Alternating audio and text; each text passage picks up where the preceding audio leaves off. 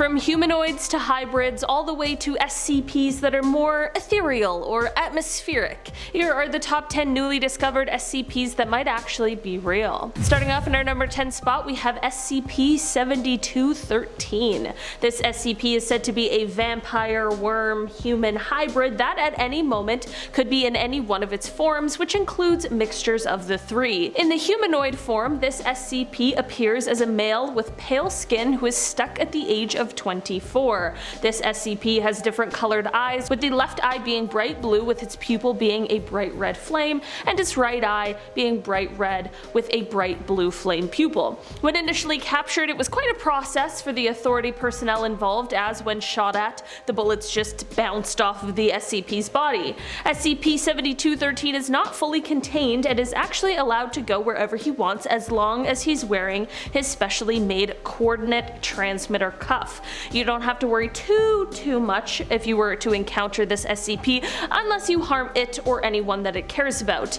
In that case, you should definitely be prepared for the worst case scenario. In our number 9 spot today, we have SCP-1128. This SCP is a bit different than the other ones today, and that is because it is more of an etheric entity. This creature has the ability to manifest itself as an enormous aquatic predator, but only to those who have been given a full description of its appearance, so I'll try to refrain from doing that today. People who have been infected by the creature won't really show any symptoms or abnormal behavior, but it is possible that they might show an extreme aversion to going into the water. If an infected person enters the water and is fully submerged, no matter the depth, they will completely disappear underneath the surface of the water. Most of the time they will reappear a few moments later in a state of total panic, frantically trying to get out of the water, but other times instead of reappearing above the water, you'll instead see blood and debris cloud it, with the debris later being able to be confirmed as the vanished person. The lucky ones who have survived have explained that while they had vanished, they were transported to the vast ocean where they were actively being pursued by SCP-1128. I don't know about you guys, but I don't ever want to encounter this one. In our number 8 spot today, we have SCP-7340.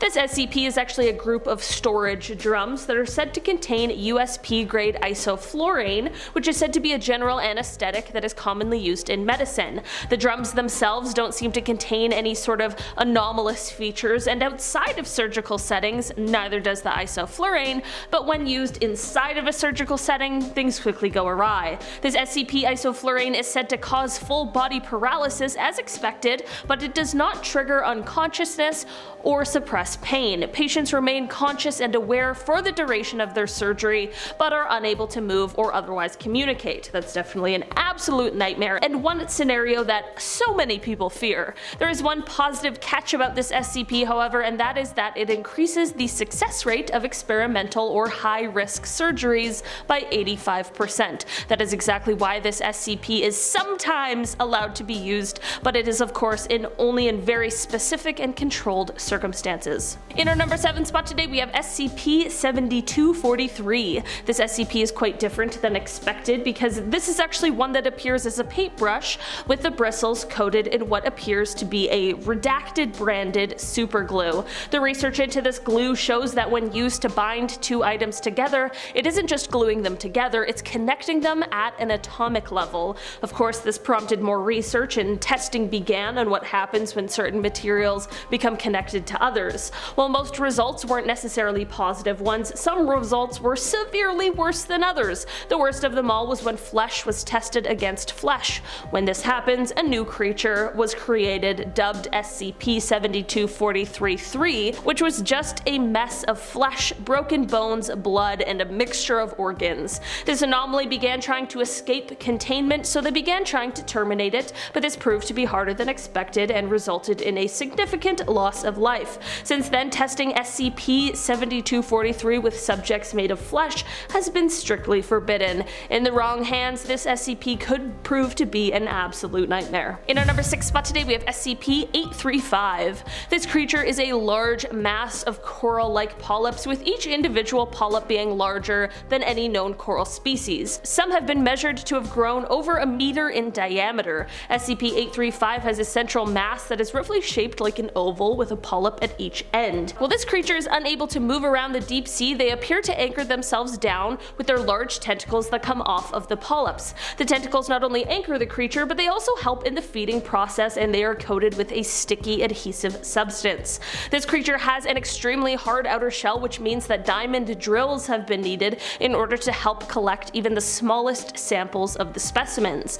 This creature has the ability to secrete a pretty toxic batch of chemicals, parasites, and bacteria, so the idea of completely cracking one open is not something that is currently an option out of fear. SCP-835 also has the ability to grow at an incredibly fast rate, but it can also slow its own growth, sometimes even halting it for 24 hours. In our number 5 spot today we have SCP-7038. This SCP is a humanoid sort of creature, but no one is exactly sure what this creature is made up of. They resemble a human female, but they have crazy crimson hair that's 3 meters long. They also have horns on their head, kind of like an ibex, and they also have these crazy amber colored eyes with no pupils and the tongue of a serpent. They have multiple rows of teeth that honestly resemble that of a shark, and they even have a tail that is 5 meters in length, and at the end is a spike like a needle. This SCP has the intelligence of a human and can speak multiple languages, but despite this intelligence, this SCP has quite fragmented memories of the outside world.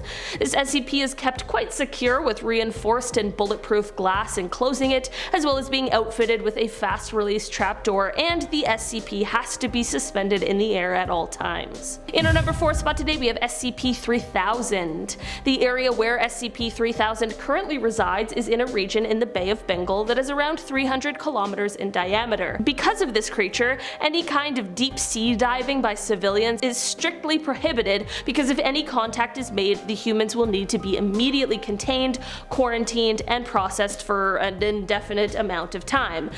So what is SCP-3000? Well, it is a massive aquatic serpentine creature that resembles the giant moray eel, and because of this resemblance, it makes it hard for the average person to tell the difference.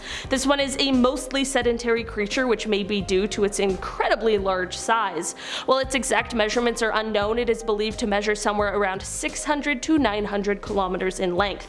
This creature is carnivorous, and although it stays in one spot most of the time, that doesn't mean it doesn't have the ability to quickly snap up its prey. It is said that any direct observation or even any individuals within a certain distance of this SCP will experience inexplicable head pain, paranoia, fear, panic, and memory loss. All that being said, I think it's probably just best to stay as far away as possible. In our number 3 spot today we have SCP-169. SCP-169 is a bit of an enigma because it is said that it cannot and will never be contained. There is no structure on Earth large or strong enough to hold SCP-169, and while the exact location of it is currently unknown, satellite images suggest that it is located in the southern Atlantic Ocean. SCP-169 is said to be a marine arthropod of massive size, often referred to as a leviathan. At first it was presumed that the tales were just myths, but during investigation of supposed paranormal activity, its existence became feared. The creature is estimated to have a body length of somewhere from 2,000 to 8,000 kilometers, and it is thought to have existed since the pre-Cambrian era. As far as we know, this single specimen is the only of its kind, and next to nothing is known about its lifestyle. The creature moves quite slowly at a pace of less than 1 kilometer per week, but it is currently believed that it is just adrift. In the area that is believed to be the current location of the creature, there has been regular seismic tremors detected, and that is thought to be indicative of SCP-169's breathing. These tremors cause minor shifts in the island's terrain, so it is believed that the creature is currently dormant. In our number 2 spot today we have SCP-6348. This SCP is less of a creature and more of an atmospheric phenomenon that is seen over an island in its winter months. It appears like a dense fog, and when it does appear, it covers much of the island and the nearby sea. When exposed to this SCP, terrible things happen to humans. They undergo rapid petrification, which begins in the outer limbs and slowly moves towards the center of the body. It is thankfully a painless process, but terrifying nonetheless. It only takes about 80 minutes for the petrification to fully set in, and because of this, the SCP is a severe risk to all humans. In our number 1 spot today we have SCP-4751. This SCP is a female humanoid entity that has the ability to shapeshift and manifest itself with the appearance of someone that you would trust and feel safe with. The ultimate manipulation ability. This SCP has been documented as looking like people's friends, parents, colleagues, partners, celebrities, or even non-existent people. This SCP is one that actually isn't contained because its existence is said to be benefiting the world. The SCP will appear to certain people and will remove them from dangerous situations. They will perform first aid, sometimes they will provide emotional comfort or some basic needs, and this is all usually done in the desperate time period right before that person might meet an untimely fate. While the SCP is one that people desperately want to research, right now it is believed that the benefit of letting it run free outweighs the benefit of studying it. Alright guys, that has been our list for today. Thanks so much for checking it out. I've been your host today, Olivia Kozlovsky, and I will see you all again soon. Bye!